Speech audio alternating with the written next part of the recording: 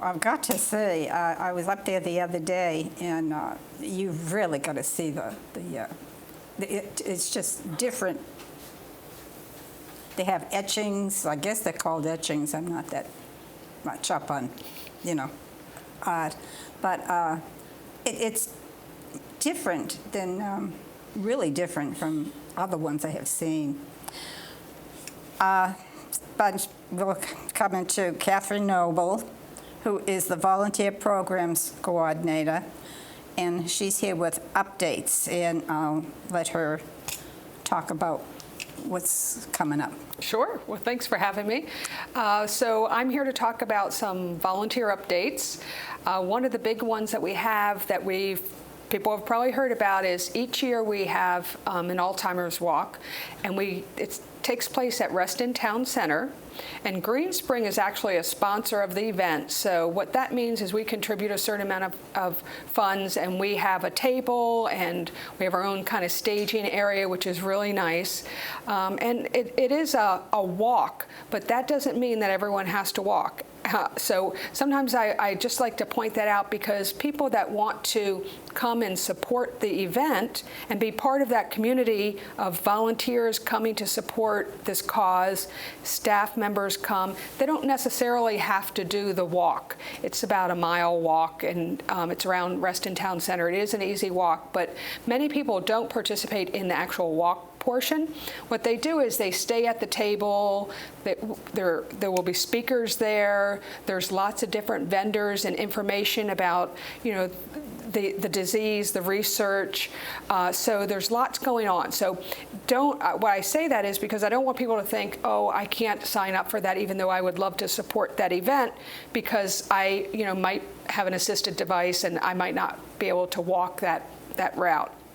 So you still definitely can participate. Family members, we encourage family members to come as well. It is a pet-friendly event, so if you have a dog that you would like to bring, you're certainly permitted to do that. You'll see lots of dogs there as well. And we meet, we're providing transportation for our residents who would like to go to that event.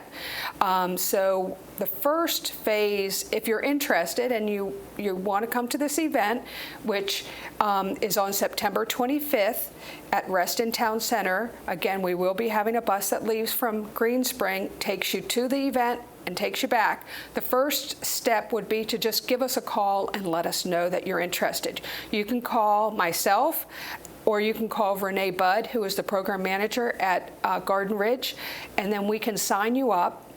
And then what you will do is we will give you and your cubby some more detailed information as we get closer to the event about the meeting times that the bus will arrive at different community centers to pick you up, clubhouses. So it's a great event, lots of action, lots of companionship. You'll meet a lot of the continuing care staff and team.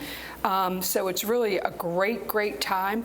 I really encourage people to go ahead and sign up. Just give us a call if you want any information, more information. I can talk to you one-on-one. Anybody who signs up, you get a free T-shirt, so you can represent. That's awesome. And just a lot of it's for a great cause. Yeah, because there's so many people that are it's the generation, not my mother's generation, but the one behind her, full of dementia. Right. Full of it. And my mother had it. Well, she had Pick's disease, but it was dementia, Sure. It was the same thing. Gene Wilder he just passed, and, I was having a conversation with my daughter, and she was reading, she said, well, gosh, what does this mean? Because they said that he passed secondary to Alzheimer's. So what does that mean? So, you'll learn a lot about that at the walk. What does that mean? It usually means that someone maybe had a fall or, a pneumonia or something like that. But really, the Alzheimer's is the primary, and then it causes some other things. So, we really want to do what we can to support the research so that we find a cure for this. So, we've come a long way in slowing down the progression, but we want to continue that. So these walks are extremely important for, the awareness and the outreach, and to support one another. We've all known someone that has suffered from this terrible disease. So, please, if you're interested, please just give us a call, and we would love to have you there. Green Spring, I will tell you in the past, and I'm sure this year as well, does represent this event very, very well. Usually, out of all the different healthcare agencies that are there, Green Spring is usually the one that's best represented with the most people, the energy. So we want to continue that on and show how vested we are in finding a cure for this. Yeah, it really is needed. I mean, it's we've come a long way, though. We have come a long way, Yeah. a long way. Because they would just, Grandma would sit in her chair and like this, and that was it. And if you go over to Garden Ridge in the continuing care, and you go up on the memory care neighborhood, you can see the work that's being done. They offer specialized programming at Garden Ridge where they work with residents with cognitive deficits, in very small groups, and coordinate their ability level and their interest level, so that they can continue to be as independent as possible and as productive as possible. So there is a lot of great work being done, nationally, but right here on our campus at Garden Ridge, in the continuing care, in the memory care neighborhood, great stuff going on. Yeah, I guess that's what's needed. Absolutely. Well, what else? Do you have anything else? Sure. Well, so in addition to the Alzheimer's Walk, our volunteers, it's the beginning of the year. I guess a lot of schools have gone back this week, and I think some even last week as well, some next week. So we also, our volunteers are on a school cycle as well. We have many volunteers who go out to a local school, Crestwood Elementary School, and it's a very successful program. So we will be doing that program again this year. So those volunteers who might be interested in working with children, getting off campus, going into the school, you don't have to teach a class or anything like that. But what we do is we go into the classrooms and help the teacher with whatever they might need. It might be an art project. It might be reading with some children who maybe English is their second language, so they really need that small group reading. We also have volunteers who go and they help in the library. That's very successful. We have volunteers who go and help in the resource center. They might help make copies and do more clerical work. We also have volunteers who take part in the Crestwood Mentor Program, and that's a program set up by the school counselors that a student who really needs that one-on-one relationship is paired up with one of our residents, and what they do is they just sit and maybe eat lunch with them, talk to them, get to know them, just to have that added support. Many of these students do not have their grandparents here in the United States. Many of them, it is a high school for first immigrants. So to have that intergenerational type of touch is very, very helpful and important. The counselor was really appreciated us last year being part of the mentor program. So if you're interested in that, we will be having some information sessions coming up in September.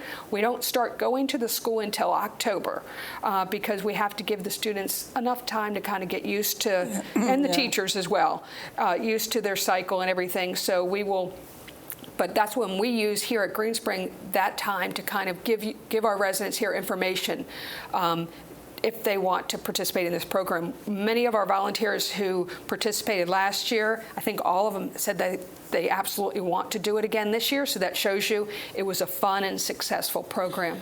Well, how much time do you have to put into it? I mean, sure. Do they have different times, like once a week or something like that? Yeah, that's a great question. So the time that you put into it, most of our volunteers, the bus takes you once a week. Last year we went on Wednesday mornings from 10. We usually got picked up here a little bit before 10, got to the school by 10, and then got back on campus by 12:15. So we're at the school about 2 hours a week as a group. Now, what if you don't have to sign up, and if you miss a week or two or whatever, we know that's okay. You have appointments, you have things that happen. That's just when the transportation is provided. And then in addition to that, many of our volunteers loved it so much, and a lot of residents here still drive, so they went on additional days on their own, which is absolutely fine and accepted by the school. So to answer your question, we go once a week, usually for 2 hours a session, so from 10 to 12.